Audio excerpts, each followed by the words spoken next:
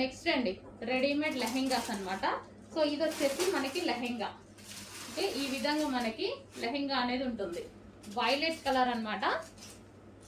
And దీనికి వచ్చేసి can కూడా ప్రొవైడ్ చేశారు. లైనింగ్ అండ్ క్యాన్ అనేది ప్రొవైడ్ చేశారు. ఓకే, ఇది క్యాన్ అండ్ దీని మీద సీక్వెన్స్ వర్క్ అనేది ఉంది.